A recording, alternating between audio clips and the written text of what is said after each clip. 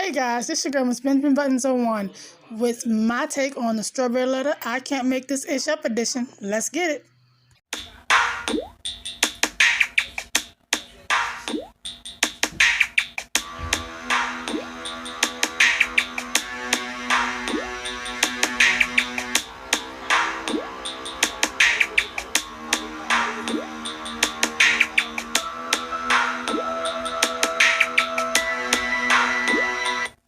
Time now for today's Strawberry Letter. And if you need advice on relationships, dating, work, sex, parenting, and more, please submit your Strawberry Letter to steveharveyfm.com and click Submit Strawberry Letter. We'll get your letter and we could be reading it live on the air, just like we're going to read that one.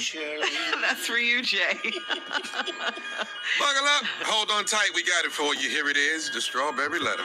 All right, thank you, nephew. Subject, can you outgrow being ghetto?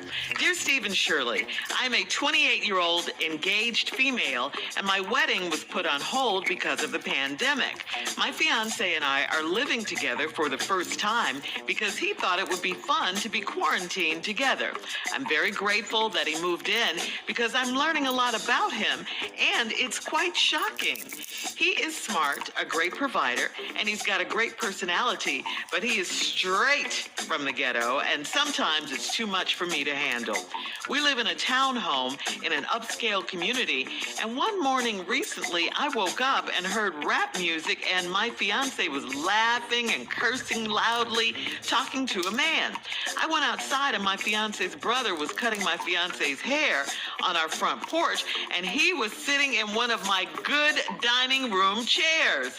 I was very ashamed and asked my fiance to turn off the music and come inside. He refused to do either, and he told me I need to get used to how he lives. But the biggest problem I had so far is him wearing his do-rags as part of his outfit wherever he goes. If I nag him enough, he'll put a baseball cap or a knit cap over it. We had our worst fight the other night because he mentioned that he will be wearing a white do-rag in the wedding to match his white tuxedo. I can't stand white tuxedos, but I can deal with it if he promised not to wear the do-rag. He told me to wear whatever I want, and he will wear whatever he wants. My wedding is going to be a hot ghetto mess. He said I'm trying to be bougie, and he isn't into being fake. I'm reconsidering marrying him. Is ghetto a state of mind? Can he change if he wanted to? Please advise. All right, these are big, like blatant red flags here. One thing you don't want to do is be living with someone who does shocking things that you know nothing about.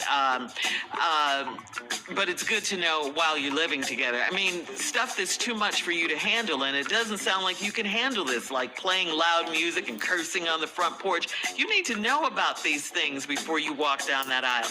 This is not cool, especially since you guys live in, like you say, an upscale neighborhood and a townhouse. That means your neighbors can see and hear what's going on, and I guarantee you they're not going to like it. Because, again, it's not cool. You said he refused to come in when you asked him, and he told you to get used to it. You should have asked him what exactly did that mean. But then I guess he kind of explained it when he later said that he would wear the white do-rag to the wedding. That kind of, put it all into perspective.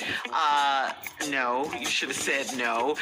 It really shows that he doesn't care. He doesn't care about your feelings or what you want, what you might be going through. He doesn't care. I just think these are blaring red flags that you really need to pay attention to. You need to know what's going on in and around you concerning him. You call it ghetto, but whatever it is, this man is who he is. I mean, he's telling you that. You cannot change him. Do not go into this marriage thinking you can change him. Don't even try. He already told you that you need to get used to how he lives. All right? He's not changing. So the question becomes, can you do this? Can you get used to this till death do you part, as the vows say? Doesn't sound like you can. Doesn't sound like it. All right, there you go. Steve? Well, the subject is, can you outgrow being ghetto?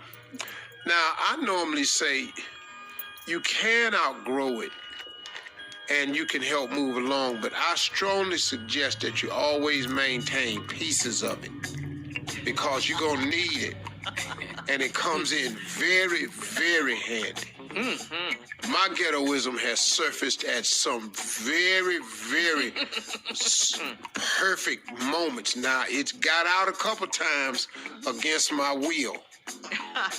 But for the most part, I know when to let it go. But there are times when he just show up. I'm here! And, I'll be damned. You got to deal with it. Your fiance, y'all living together because thought it'd be fun to be in quarantine.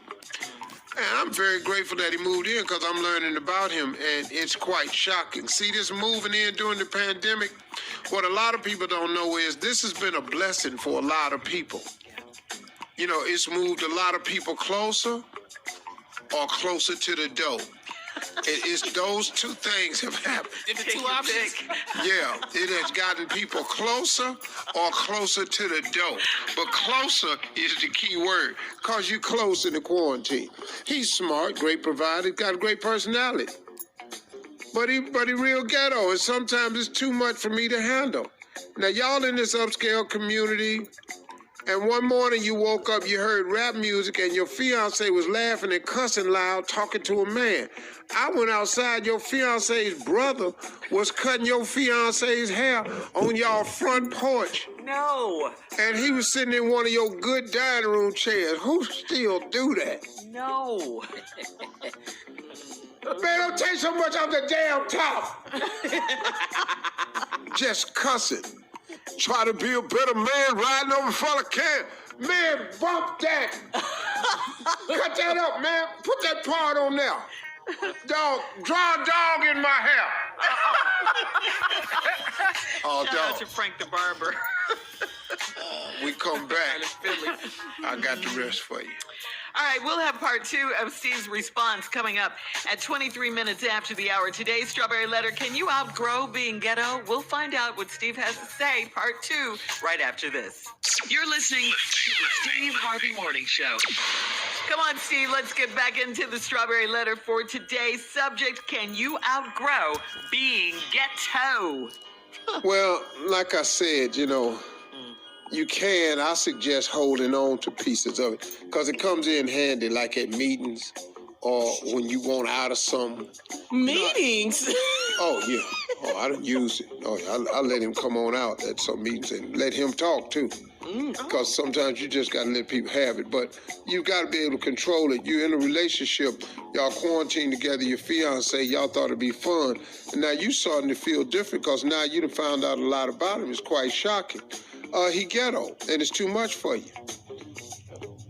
Y'all in this upscale neighborhood, townhouse, you waking up loud rap music, fiance laughing, cussing with a man. You go outside, your fiance brother cutting his hair on the front porch, and he sitting in one of my good diners. I'm just trying to figure out where they still do that at. Who cut hair on the front porch? And they cussing. I was very ashamed. And I asked my fiance to turn off the music and come inside. I ain't cutting nothing off. What I gotta cut the music off for? Baby, it's a lot of people can hear this. If this is my house. But baby, you in my dining room chair. Well, what else I'm gonna sit in? You can't get a haircut on the banister. Okay. Girl. So now you went on back in the house because you ain't want to argue with him in front of his brother. And then he told you need to get used to how he live. But the biggest problem I've had so far is him wearing do-rags as part of his outfit. Wherever he go, he locked in. This is ghetto. Fair. Now, if I nag him, he'll put a baseball cap or a knit cap over it. We had our worst fight the other night because he mentioned that he gonna be wearing, listen to this now, he gonna wear a white do-rag in the wedding to match his white tuxedo. I can't stand white tuxedo. But I can deal with that if he promises not to wear the do-rag. He told me to wear whatever I want, and he gonna wear whatever he want. So y'all ain't even gonna match at the wedding. That's like the one I went to. You got on white, and he got on white. So I think we got a problem. My wedding is gonna be a hot ghetto mess. He says I'm trying to be bougie, and he ain't into being fake. I'm reconsidering marrying him. Is ghetto a state of mind? Could he change if he wanted to? Well, let me explain something to you about ghetto. Ghetto is not a state of mind. Ghetto is a condition. It's a condition. It's like, it's kind of like having diabetes. Okay, huh? What? You can live with it, but you don't want it.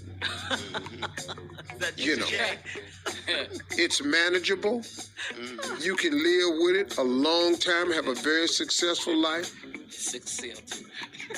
But you don't want it. It's also like sickle cell. Wait a minute, what? You can live with it. It's a condition. But it always come up when it's inconvenient.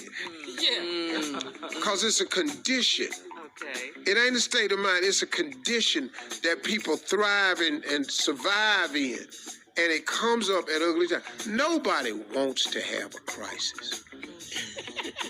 Nobody wants to. Nobody wants their sugar number to go too low. Don't nobody want to fall out at a radio station now we got to pour orange juice on them. That's if you're diabetic. That's your Nobody wants that. So, I don't know what to tell you, lady. I think you need to slow down. This pandemic sounds like a blessing. I think you should just slow down. You've learned some things. During this quarantine, I think you need to go back to your house before y'all end up hating each other. Because now imagine this now. Imagine you're married to him and you quarantine. And now he ghetto. And he done said he ain't gonna change. Because this young man has a problem. He's not about the art of compromise. And marriage is nothing but a huge compromise. Constantly. You got to constantly compromise your quiet time. Your compromise what you want to do with the money. Compromise where you want to go. Compromise where you want to live. What you want to live on. What color you want the wall to be. He ain't changing. Lord, I can't live like that no more. But see, Glad I heard you. yes. Shit, man. What, Shirley? But just being out on the on the porch loud and come on. That right there? That's who he And is. he ain't changing. Yeah, he's See. not changing that. So I ain't changing. I ain't finna be bougie or fake. yeah, you take those. You vows. 20, he gonna ruin your life. I'm about to be do it real. hard. I'm gonna keep it real. Yeah.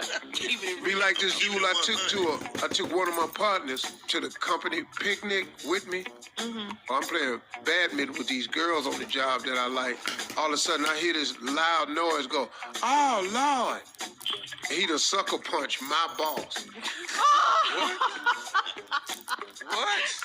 We gotta go, Steve.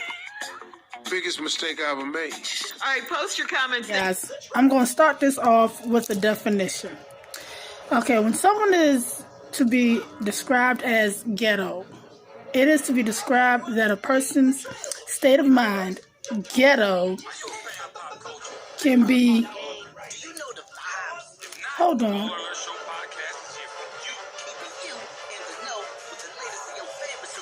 Current events and providing free games to listeners in need, okay? It's your lifestyle specialist, Kenny Burns. With your favorite Ethiopian Sue Solo. And the kid.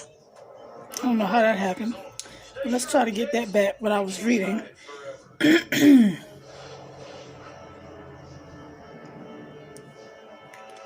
Okay. When someone is described as being ghetto, it's used to describe the person's state of mind. Ghetto can be both a noun and an adjective. So in this case, it can be used as an adjective where white and Asian people can be just as ghetto as black people. Who'd have thunk?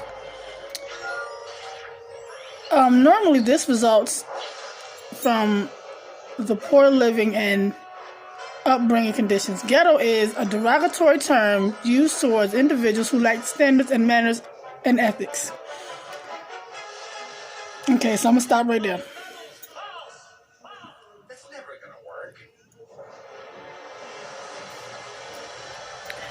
Okay, now you heard Shirley's part. You heard Steve's part. You heard my part. Now here's my part. I think Lil Mama is a bit on the bougie side. Now, let's be clear. I'm not taking her side because, look at me. I got blonde and this is purple, people. I know what it looks like on camera. I don't know why I keep turning out blue, but I promise you, it's purple. I promise you. Let me see if I can get my light on my phone to see if the purple will come up.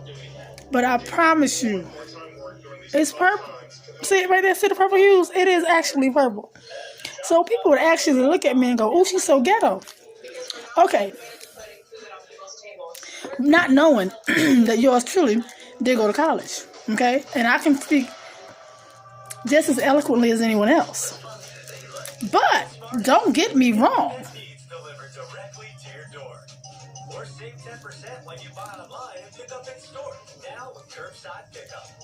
Don't ever think that I can't get ghetto-ish on your ass.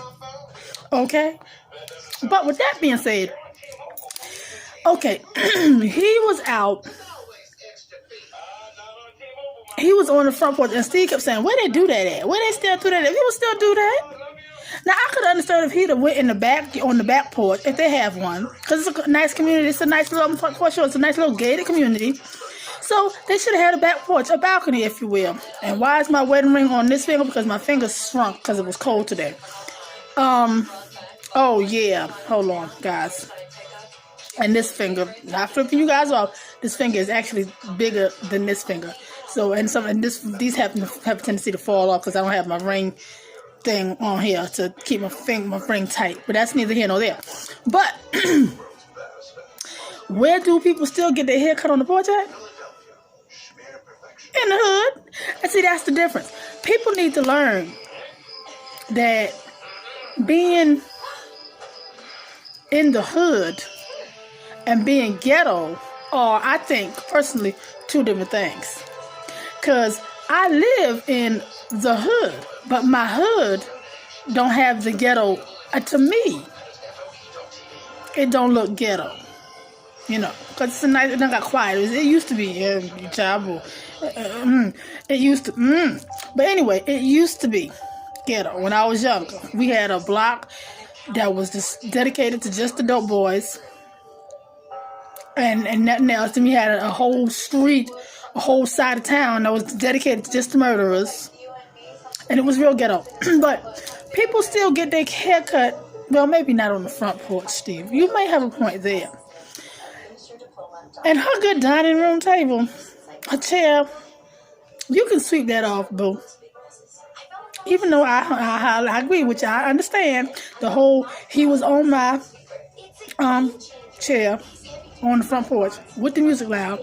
My thing with that is, you about to marry this man. He never had cookouts. He never had family gatherings. He never had any of that for you to have known the real him, for you to be marrying this man. I'm not understanding. Have you met his mother? Have you met any of his siblings? Have you met his father? Have you met any of his friends? Have you met his brother up until now? Something about this just don't make no sense, because what you got gonna tell me is you just find out how ghetto this man is. You not about to sit there and tell me that when you about to marry him. You ain't never been to one family function, not one cookout, not one barbecue, not one birthday party. To know that this man got some ghetto, some hood in him, come on now. And the do-rag, so are you here or are you here? And even here knows about the do-rag. Hell, Eminem wears do-rags. So I'm not understanding. How did you not know this man was what you call ghetto? I think he just might be hood as hell. Is he ghetto when he giving you that D? I don't think he is. So that's what I'm trying to understand. And see, I think Steve Shirley dropped the ball first. Point blank and period. She dropped the ball. Because see, that's the thing. when we do get a little bit, now Steve he dropped the ball, he picked it up, he fumbled with it, he dropped it, he picked it up, he kept fumbling with it. Because he did say he can get ghetto-ish. He can. And I think all of us have that tendency. When we put in that position, we get the ghetto, no matter how professional we are at our work, or with our families, our significant other's family, or whoever, however the case may be, we all have that time where if put in that predicament or put in that situation, we'll get ghetto, we'll get hood, we'll get ratchet. And if anybody says that they don't, I ain't gonna say black, because that's a whole nother, that opened up a whole nother can of worms. But people say they're not black, because I had this conversation with some coworkers the other day who said they don't eat collard greens and cabbage and pig feet, and I'm just like, And I said, I don't know if I can let y'all have your honorary black card, because I'm learning that more and more black people that don't do what we have been stereotypically said of doing. I'm meeting more, and these are people that grew up in the South, on the dirt roads, or in the hood. So I'm kind of understanding. I'm still confused as to what it is to be black. Maybe it's been a whole lie and a whole facade all this time. Because I'm learning more and more about a lot of black people that don't eat certain foods. Now I get the whole don't eat barbecue food, because I'll go to a barbecue and won't eat a plate. And that's just how I am. I've always been like that. I won't eat I don't eat watermelon until after the 4th of July. Now I do, but I don't eat it till after the 4th of July. My hand is still shrunken for some reason, and my fingers, my ring is spinning around. But I don't like to eat watermelon until after the 4th. That's just something that I do. What else? But the whole thing about the do-rag, I don't understand why the do-rag is so. What you telling me is they're not going to be doing the electric slide at your wedding? Ain't going to be nobody twerking? Ain't going to be no kind of soul food at this wedding? They're not going to do one line dance at this wedding? Because I'm not understanding how you been with. That's what I'm not understanding. How did people? Why? When? I'm confused. Y'all about to get married, and you ain't never known this about this man. Not one time has he ever shown you. Not one time. How long have y'all been engaged? How long have y'all been dating?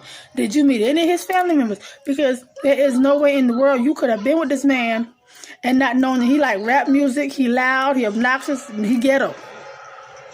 If you about to marry him, unless he is he rich? Because there are times when you are rich, they have a tendency to overlook things. I keep flashing things. This is what they look like. They don't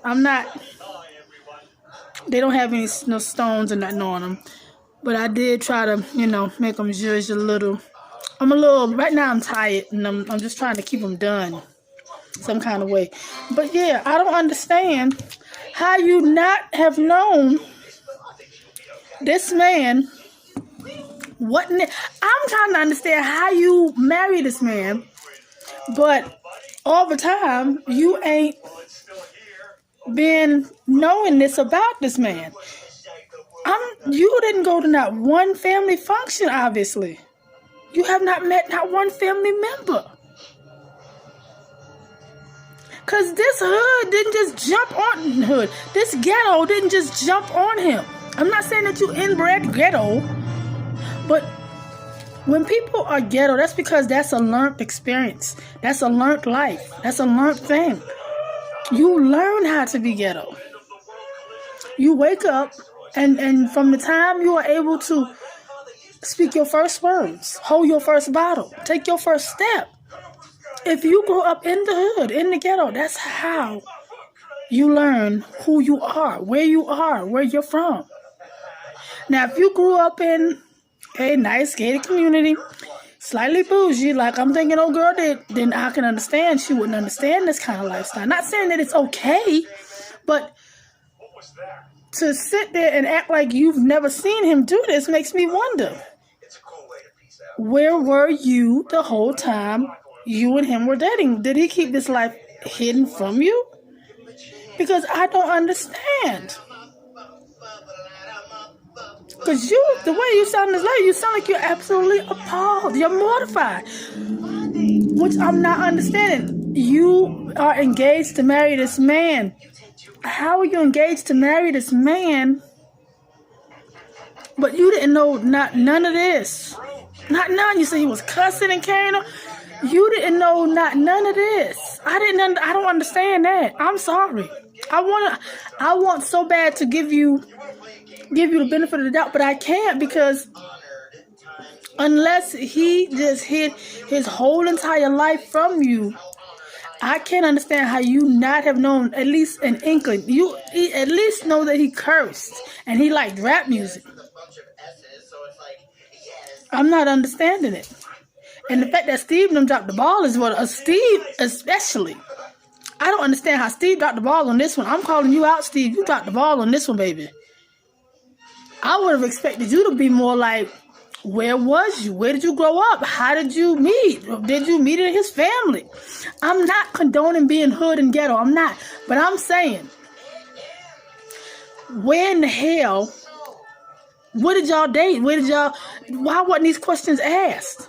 She not asked some things. Every time people write these letters, they leave stuff out, and I got to ask these questions because I don't understand. How could you have not known that your boyfriend had some ghetto in him? Can you outgrow it? Or can you change it? Or can you? No, you can't. You can't.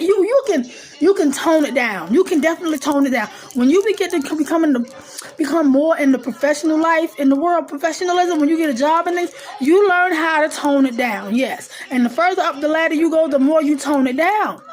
Unless provoked. And then all that suppressed ghetto hood come right at you. And everybody just looking at you like, but yeah. You can, and to impress some people, maybe she's on the bougie side, so you had this, so old boy had to impress her. So he probably went to college. They're probably two college going folk. So he spoke very, very eloquently. So, but if she met his mother, and she knew his brother, and he had a sister or two, and she went to some family functions, there's no way in the hell you can't tell me this girl didn't know this boy was like, there's no way. You can't tell me this. I'm sorry. Unless he completely hid his whole entire life. And if that's the case, his family not coming to the wedding? What, they eloping? Because if he ghetto, his mama worse. His daddy's even worse. He got some ghetto ass siblings. So I don't understand. But yeah, this your girl was Benjamin Buttons 01, and I'm out.